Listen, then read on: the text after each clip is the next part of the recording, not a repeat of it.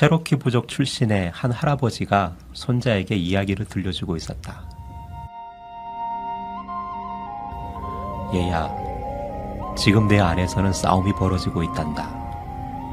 두 마리의 늑대가 싸우는 끔찍한 전쟁이지. 그중 한 놈은 매우 사악하고 고약한 놈이야.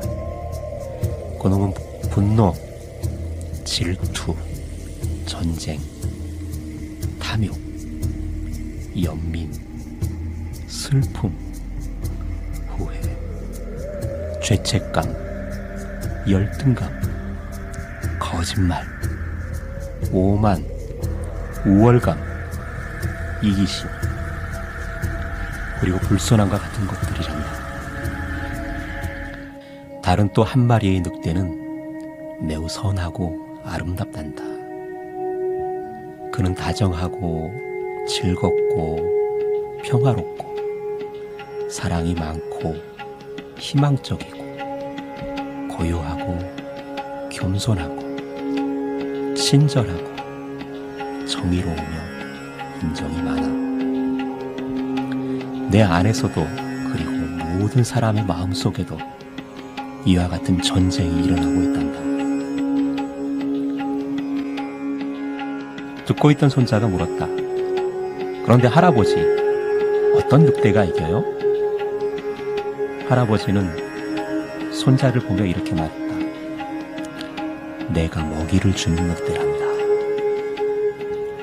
지금 여러분은 어느 늑대에게 먹이를 주고 있으신가요?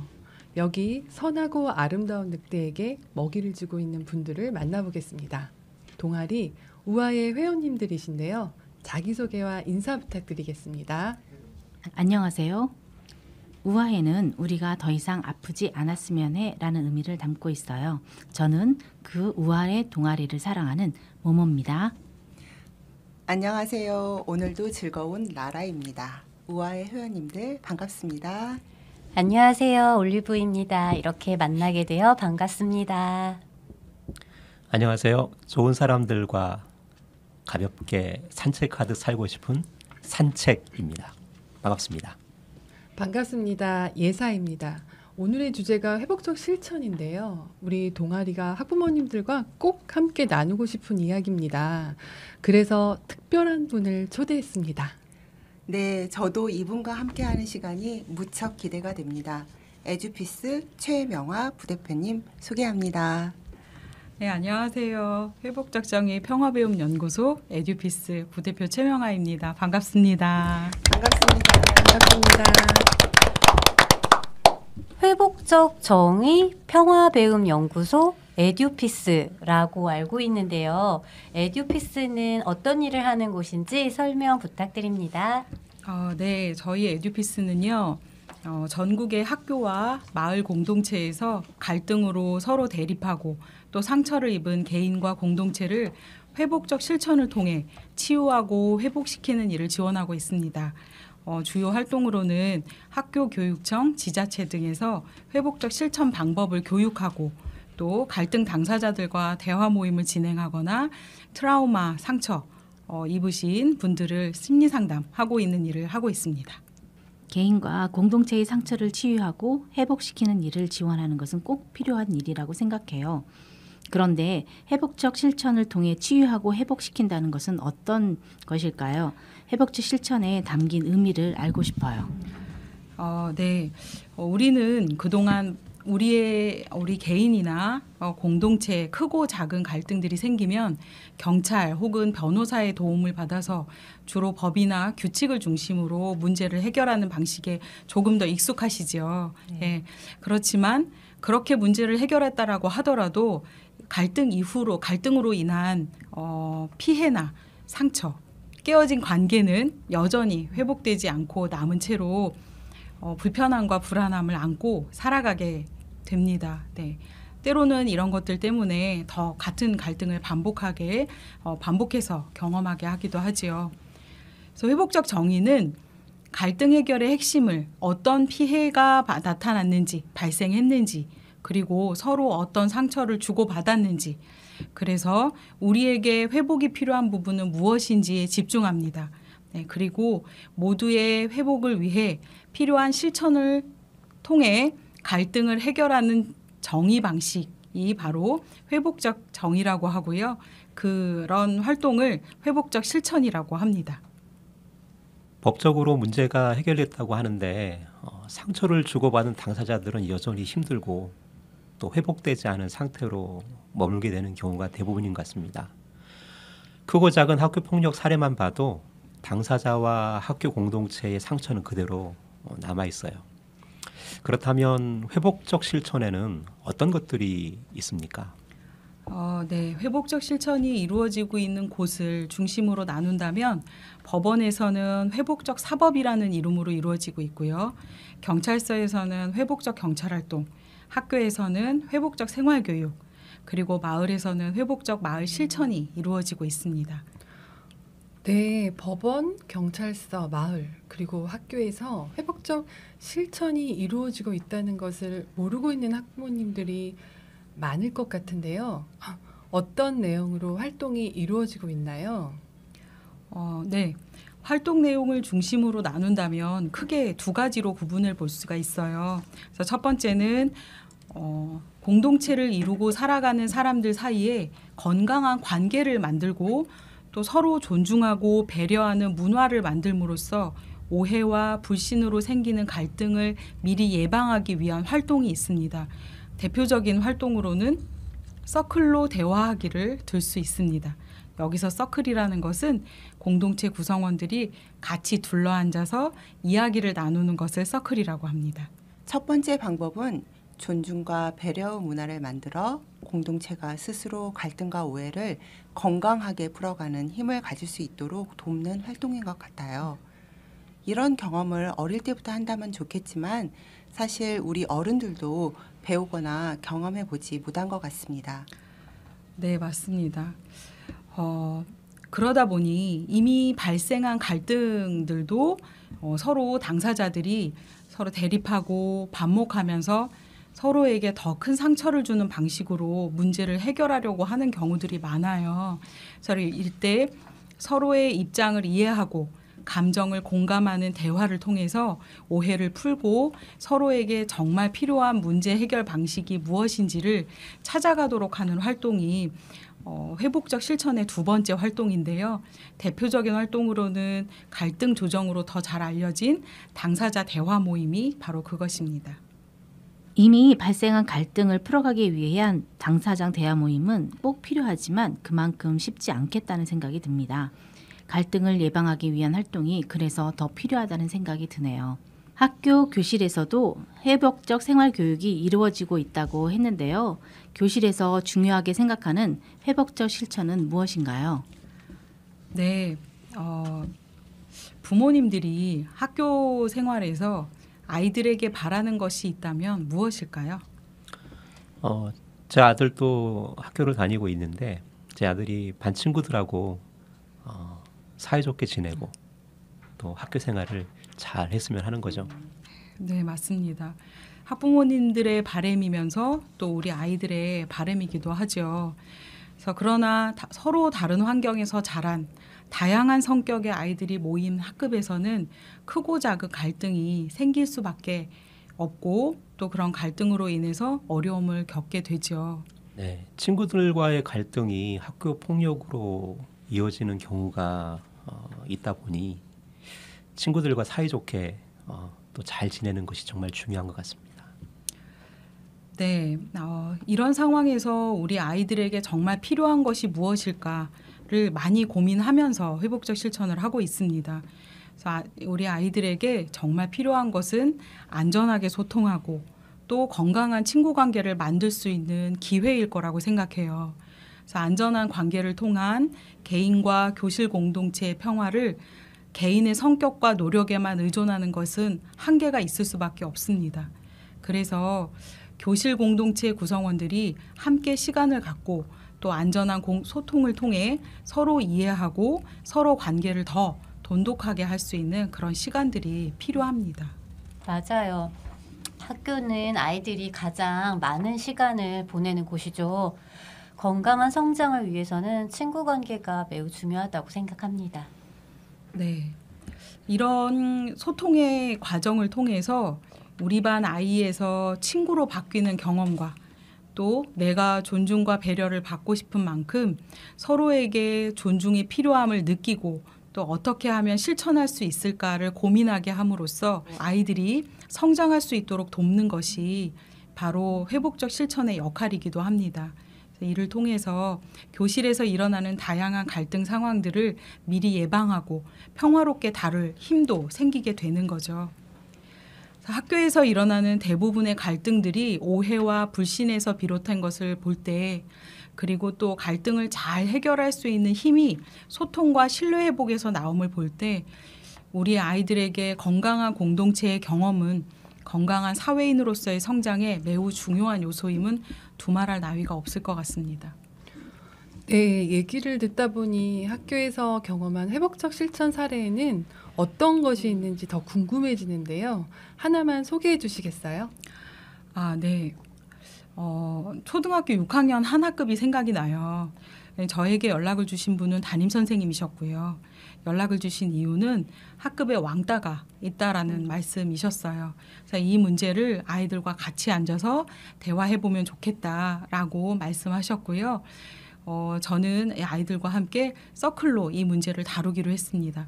그래서 서클은 아까 이전에도 말씀드렸듯이 모든 공동체가 다 같이 둘러앉아서 이야기하는 방식을 서클이라고 저희가 하고요. 저희 활동의 핵심 활동이기도 하거든요. 그래서 이 아이들의 마음에 상처들 또 어떤 어려움이 있을지를 서클로 함께 이야기를 나눠봤는데 먼저 학생과 면담하는 시간을 가져봤는데요. 왕따는 초등학교 저학년 때부터 있었던 일이었더라고요. 그래서 마음의 상처가 굉장히 깊은 상태였고 왕따 경험 때문에 사회성 발달도 어려워진 상황이었어요. 그리고 나머지 학급 친구들도 같이 서클로 대화를 나눠봤는데요. 아이들은 나름의 왕따의 이유들을 말하더라고요. 그리고 또 이 왕따 당하는 친구가 하는 기이한 행동들, 친구들이 싫다고 하는 그런 행동들에 대한 불편함도 서로 말하는 시간들을 가졌습니다. 왕따를 당하고 있던 아이와는 더 깊은 면담의 시간을 가졌는데요.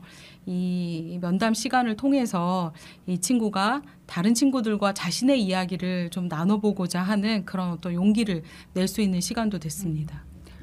네, 듣는 것만으로도 힘든 상황이 느껴지는데요. 보통 이런 서클은 몇 번을 진행하는 게 도움이 될까요? 서클 횟수는 사실 정해진 것은 없어요. 그래서 이 학급이 겪고 있는 어려움과 또 아이들의 상황에 따라서 서클의 그 횟수는 결정이 될 수는 있는데요. 이 학급의 경우는 제가 3회에 걸쳐서 서클을 진행을 했습니다. 처음부터 문제를 다루기는 어려웠어요. 그래서 처음에는 아이들이 서로 친밀감 있게 대화할 수 있는 시간들을 가졌고 두 번째 회기부터 아이들이 마음속에 있었던 이야기를 좀 터놓고 얘기할 수 있는 시간들을 가졌습니다.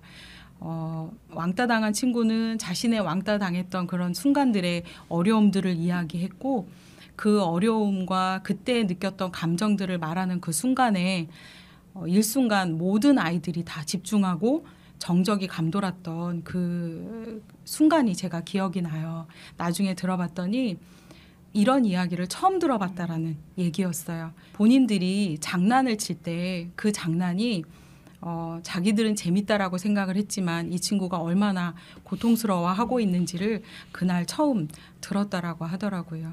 진솔하게 이야기를 아이들이 나눴는데요. 사실 누구도 비난하지 않으면서 자기가 겪은 어려움에 대해서 이야기를 나눈다라는 건 쉬운 일이 아니거든요. 그런데 아이들은 3회의 서클에 걸쳐서 정말 진지하게 이야기를 하고 이야기를 들어주는 시간을 가졌습니다. 3번의 서클의 시간을 가졌다고 말씀 주셨는데요. 서클이 진행된 후 우리 아이들에게 어떤 변화가 생겼는지 매우 궁금해집니다. 네. 서클을 하는 동안에 이 친구에 대해서 악의적인 소문을 냈던 확인이 안 된 소문을 냈던 아이들에 대한 이야기가 있었어요. 그래서 그 친구들이 본인들이 소문을 낸 부분에 대해서 사과하는 시간도 가졌고요. 그리고 왕따 당한 친구의 같은 경우는 친구들과 친해지려고 했던 이상한 행동들을 친구들이 불편해한다라는 걸 그날 처음 들었거든요. 그래서 그런 행동도 즉시 멈추겠다라고 약속하는 시간도 있었습니다. 그래서 그 이야기 중에 이 아이들이 서로 사과를 주고받고 서로가 서로를 존중하고 배려하는 차원에서 필요한 약속들을 정하고 서클은 마무리가 됐거든요. 나중에 담임 선생님께 이야기를 들어보니까 이 아이들이 졸업할 때까지 더 이상 왕따는 없었다라고 이야기를 하셨습니다. 참 마음이 따뜻해지는 이야기네요. 이런 문제를 공동체의 내면의 힘을 가지고 스스로 해결해 나갈 수 있다니 다른 문제에 직면할 때도 평화로운 방법으로 해결할 수 있다는 자신감과 성취감이 생겼을 것 같아요. 서로의 이야기를 듣는 시간을 먼저 가졌다는 게 참 인상적이네요. 내 이야기를 친구들에게 하고 친구들도 내 이야기를 들어주고 또 친구들의 이야기를 다시 또 집중해서 듣다 보면 또 다른 친구들 이야기가 귀에 들어올 것 같아요. 내 이야기를 친구들이 들어주고 또 나도 친구들의 이야기를 들음으로써 서로에게 소통하는 시간을 가졌다고 생각합니다. 이게 참 좋은 경험이었다고 생각해요. 문제를 놓고 시시비만을 말하고 자신의 입장만을 말하려는 그런 방법만 우리가 알고 있었는데요. 또 다른 방법으로 우리가 알게 됐다라는 그 점에서 굉장히 좋았다라고 생각이 듭니다. 또 이런 방법이 우리 모두에게 필요하지 않을까 하는 생각이 듭니다. 오랜 시간 실천가로 살고 계신데요.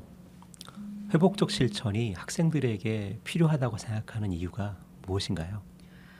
네, 아이들을 교실에서 만나다 보면 우리 아이들 내면에 모두 선하고 아름다운 보석이 있다라는 것이 느껴집니다. 그런데 아이들이 어떤 환경을 만났냐에 따라 그 빛을 더 바라기도 하고 빛을 잃어버리기도 하는 경우들을 많이 보기도 합니다. 그래서 우리 아이들이 교실에서 무엇을 경험하였는지가 정말 중요하다라는 생각을 많이 하는데요. 그렇기 때문에 회복적 실천은 서클 활동을 통해서 아이들에게 교실에서 느낄 수 있는 가장 안전한 공간, 그리고 평등한 시간, 존중하고 존중받는 경험들을 만들어주는 것이 정말 중요하다고 생각합니다. 그래서 개인의 한계를 뛰어넘는 관계의 경험을 하도록 돕는 것이 회복적 실천에서는 매우 중요한 실천 방법이기도 하거든요. 그래서 안전한 교실, 평화로운 교실, 즐거운 교실, 회복적 실천의 최종 목표는 교실 문화 만들기입니다. 서로 존중하고 신뢰할 수 있는 소통의 문화, 또 문제가 생겼을 때도 함께 소통하며 해결할 수 있는 힘 있는 공동체 문화를 만드는 것이 회복적 실천에서 중요하게 생각하고 있는 부분입니다. 존중과 배려가 있는 평화로운 교실에서 우리 아이들이 즐거운 학교 생활을 할 수 있는 건강한 공동체의 학교 문화를 만들어가는 것이 목표라는 말이 큰 울림이 있습니다. 오늘 짧은 시간이었는데요. 회복적 실천에 대한 주제로 이야기 나눠봤습니다. 많은 생각을 하게 되는 시간이었어요. 다들 어떠셨나요? 오늘 부대표님 말씀 중에 우리 아이들은 모두 선하다. 우리 모두는 문제를 평화롭게 해결할 수 있는 내면의 힘을 가지고 있다라는 말씀을 다시 한번 되새기는 의미 있는 시간이었습니다. 저희 멘토이신 최명화 부대표님과 이야기를 나누면서 저희 우아의 동아리가 그동안 공부했던 것들이 다시 한번 정리되는 정말 좋은 시간이었던 것 같아요. 시간이 짧은 게 너무 아쉽습니다.